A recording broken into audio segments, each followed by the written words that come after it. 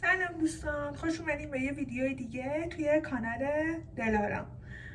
من دلارامم، دانشجوی روانشناسی. شاید خیلیاتون ندونین توی پیجم بیشتر از همین روزمرگی ها میذارم و یک سری مطالب روانشناسی، حالا مثلا اگه جالب باشه میام توضیح میدم که هممون یاد بگیریم. و به نظر من خیلی مهمه یک سری مطالب تو روانشناسی تو زندگی روزمرهمون تاثیر داره، تو روابطمون تاثیر داره. امروز میخواستم یه کوکی درست کنم، همینجوری هوس کوکی کردم، گفتم بیام یه کوکی رژیمی درست کنم. بعد همینجور که داشتم فکر میکردم که کوکی درست کنم و اینو گفتم خب یه ویدیو هم بگیرم راجع به یه مطلبی هم خب حالا با هم دیگه صحبت کنیم. یه مطلب خیلی جالب که چند وقت پیش خوندم که یه جمله ای هست که خیلی همون ازش استفاده میکنیم، بزرگ میشی یادت میره. و حتی من خودم هم شده مثلا بارها، یعنی خیلی قبل بارها، که منظورم اینه که مثلا تا زمانی که این مطلب رو نمیدونستم به خیلی ها میگفتم، یا حالا به شوخی شوخی میگفتم، یا واقعا مثلا برای اینکه طرف مقابل آروم کنم این جمله رو بهش میگفتم. ولی توی روانشناسی وقتی میگیم به طرف مقابلمون میگیم که بزرگ میشی یادت میره، این شاید تو ظاهر یه جمله تسلی دهنده باشه، یه جمله‌ای که فکر میکنیم طرف مقابلمون رو آروم میکنه، ولی در واقع اینطوری نیستش. داریم با این جمله میگیم که به طرف مقابلمون احساسات تو مهم نیست، احساسات و دردی که تو داری الان احساس میکنی خیلی اهمیتی نداره. این پیام ما انتقال میده که احساسات تو مهم نیست و اهمیتی نداره. در واقع زمانی که یه فردی احساسات سرکوب شده داره یا خاطره بدی رو داره، ما فکر میکنیم که با گذر زمان اون احساس برطرف میشه یا اون طرف یادش میره اون خاطره چی بوده، در صورتی که اینطوری نیست. تو گذر زمان اون احساس سرکوب شده، اون خاطره بد از بین نمیره، بلکه توی رفتار ما میمونه، توی حتی روابطمون ممکنه خودش رو نشون بده و حتی ممکنه که تو بدنمون هم خودش رو نشون بده. مثلا یک سری بادی لنگویج هایی ما انجام بدیم که حاکی از اون احساس های بد باشه.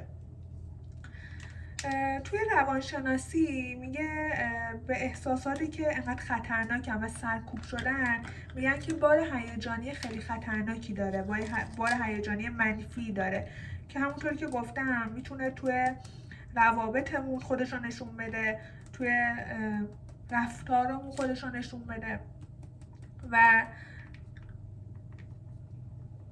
حواسم رفت به کوکی. آره، میتونه خودش رو حتی به بدنمون هم برگرده اون احساس. پس میگه زمانی که به فردی که زخم خورده میگیم یادت میره، در واقع نه تنها اون ترمیم نمی کنیم اون خاطره بد، اون احساس بدش رو، بلکه شاید مثلا حتی داریم یادآور اون خاطره بد میشیم براش. میگه که به جای اینکه مثلا بیای بگی که آره بزرگ میشی یادت میره یا از این جمله ها، به جاش بیایم بهش بگیم که آره میدونم که الان مثلا خاطره بدی رو داری تجربه میکنی یا احساس بدی رو تجربه کردی، اما یادت باشه که این خاطره بد و این احساس بد قرار نیست همیشه بمونه. تو میتونی نذاری که این درد تو رو کنترل کنه یا وارد زندگیت بشه. 80 گرم آرد باشه. من از آرد چیز استفاده میکنم. چی شدن وسط ویدیو رفتم سراغ کوکی. وقتی که به طرف مقابل میگیم بزرگ میشی یادت میره، در واقع داریم میگیم که احساس تو مثلا مهم نیستش و الان مهم نیست که تو داری چه درد و رنجی رو تحمل میکنی. در واقع این پیام داریم بهش منتقل میکنیم.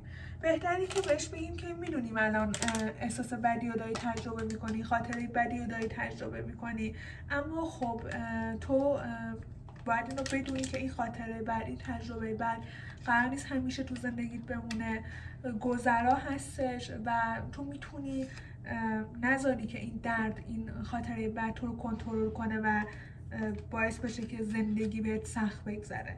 یک سری جمله‌ای اینطوری میتونیم بهش بگیم و این کسایی که خاطره بد دارن، احساسات سرکوب شده دارن، به جای شنیدن این جمله بیشتر دوست دارن شنیده بشن، بیشتر دوست دارن فهمیده بشن، درک بشن، تا به جای اینکه این جملات رو بشنون. چون کسی که هنوز اون احساس بد و از یاد نبرده و هنوز داره بهش فکر میکنه، یعنی اون احساس توی بدن اون فرد نیاز داره که شنیده بشه و فهمیده بشه. پس بهتره که وقتی میبینیم که مثلا یه نفر تو زندگیمون هست که خیلی خاطره بدی داره، حالش خوب نیست، حرفاشو بشنویم، باهاش صحبت کنیم، به صحبتاش گوش بدیم، درکش کنیم و سعی کنیم که بفهمیمش. یا اینکه اگه مثلا میبینیم خیلی حالش بده، خیلی مثلا اوکی نیست، کمک کنیم که بشه یه تراپیست بره و اونجا مثلا با کمک تراپیست بتونه اون خاطره رو فراموش که نه بتونه ترمیمش. جمله رو استفاده نمی‌کنم، گفتم که حالا بیام این موضوع رو با شما در میون بذارم، شاید شما هم براتون جالب باشه و خیلی همون ناخودآگاه این جمله رو استفاده می‌کنیم، ولی خب بهتره که دیگه استفادهش نکنیم. خب بریم سراغ کوکی، بریم حالا یه کوکی هم آموزش بدیم. اینجا همه چی دارم. من میخوام تقریبا یه کوکی رژیمی درست کنم، اما خیلی هم رژیمی نیست، چون من اومدم نگاه کردم دیدم آرد جوی 2 سرپرک ندارم و به جاش آرد برنج داشتم. این آرد برنجه. اگه شما آرد جوی 2 سر دارید میتونید از همون آرد جوی 2 سر استفاده کنید. تقریبا یه پیمونه آرد برنج میریزم. البته این حس میکنم مثلا باید 80 گرم باشه. از مثلا ترازو بیارم وزنش کنیم، گفته باید 80 گرم باشه. 103 گرم. 103 گرم. حالا ممکنه که من اینو اضافه میکنم، اگه کم و زیاد شد حالا یا کمش میکنم یا دوباره باید آرد اضافه کنیم. یه دونه موز میریزم. بچه هویج رنده شدن میتونید اضافه کنید. من حالا یه بار با هویج درست کردم، خوشمزه شد، ولی حالا این دفعه میخوام موز بریزم به جای هویج. به یه چنگال نیاز داریم.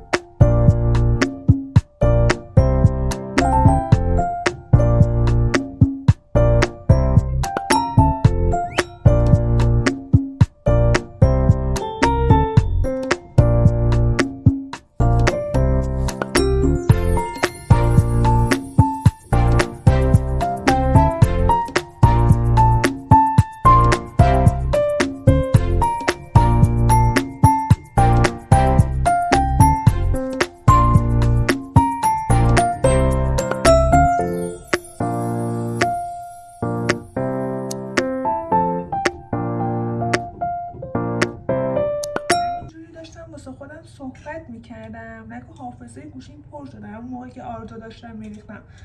آره بچه من آردو ریختم، یه قاشقم شیره خرما اضافه کردم، این تقریبا حالت خمیری شکل شد. خب حالا اگه شیرینیش رو دوست دارید بیشتر باشه میتونید عسل اضافه کنید، میتونید حالا از اون شیره خرما یا شیره انگورتون بیشتر اضافه کنید.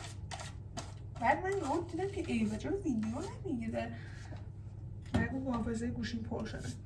خب بچه حالا اینو من اینجوری حالت خمیری شده، یه دونه شکلات میخوام توش رنده کنم. از این شکلات تخته‌ای ها نداشتم، ولی شما اگه دارین از این شکلات تخته‌ای ها میتونید توش بریزین، خوشمزه میشه. حالا من از این شکلات های کوچولو هستش از همون استفاده میکنم. با چاقو ریز ریزش کنید.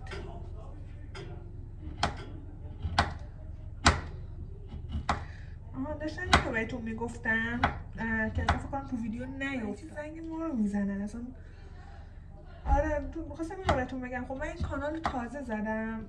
خب من داشتم روانشناسی، دوستان راجع به مسئله روانشناسی که هم به توسعه فردیمون کمک کنه، هم به رشدمون کمک کنه، هم تو روابطمون کمک، حالا یه سری مطالب رو یاد بگیریم که بهمون کمک میکنه.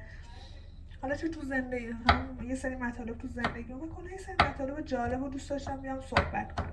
و همینطور با خودم فکر کردم گفتم اگه مثلا فقط بیام جلوی دوربین صحبت کنم شاید خیلی مثلا کسل کننده باشه و زیاد جالب نباشه.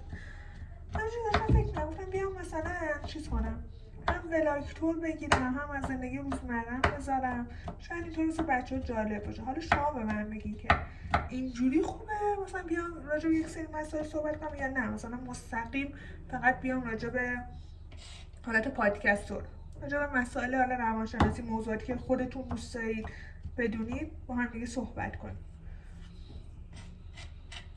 پادکستور هم قشنگ میشه، مثلا اینکه فقط بیاد راجع به موضوعی صحبت کنی، ولی من مثلا خودم فکر میکردم خیلی کسل کننده بشه، بخاطر همین مثلا ترجیحم این بود که بیشتر روزمرگی و مثلا زندگی با روانشناسی قاطی باشه.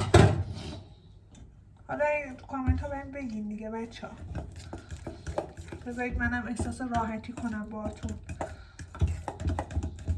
اگه هم ویدیوهای من دوست دارم، من ویدیو زیادی نذاشتم فعلا، اگه ویدیوهای من دوست دارید سابسکرایب کنید، حمایت هم کنید، لایک کنید، از این حرفا که من میزنم. خب بچه من خب من تو ایرفرایر روغن میزنم، حالا مخصوص ایرفرایر و اینا یه کفش رو یه ذره روغن میزنم و اسپری کنید یا با این فرچا.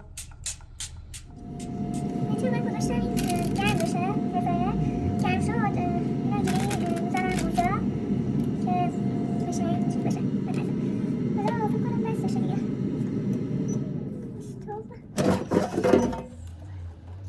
اوی داغه اینو میزنم اینجا.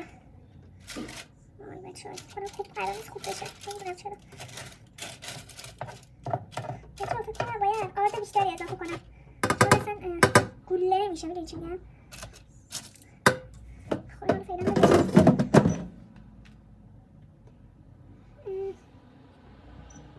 یه دقیقش تموم شده. خب بچه ها من اینا رو میزنم تو ایرفرایر میپزه، حالا بیام نتیجهشو بهتون نشون میدم دیگه. گوشی من پر شد، بعد حالا 2 ساعت درگیر خالی کردن گوشی بودم، نتونستم نتیجه کار بهتون نشون بدم. این کوکیاس به نظر من خوب شده، فقط اینا رو اینا پف کرده، اینا پف نکرده، به خاطر اینکه اینا رو بیکینگ پودر بهش اضافه کردم. اومدم برای شامم برای خودم پیتزا گذاشتم، دلتون نخواد. حالا نتونستم از مراحلش براتون فیلم بگیرم، ولی اینطوری شده هنوز نخوردم، بعد گرمش عزیزم. من ویدیو رو همینجا تمومش میکنم و حالا سعی میکنم که ویدیوهای بیشتری بگیرم با تایم بیشتری. مرسی که تا اینجای ویدیو همراه هم بودین. اگر مطلبی هست که دوست دارین راجبش صحبت کنم یا نظری هست بهم بگی، من میشنوم. خیلی دوستتون دارم. نمیدونم چند نفر قراره این ویدیو رو ببینن، ولی هر چند نفر که این ویدیو رو میبینن و لایک میکنن و شاید هم سابسکرایب کنن، من دوستتون دارم. مرسی که حمایت هم میکنید. بای.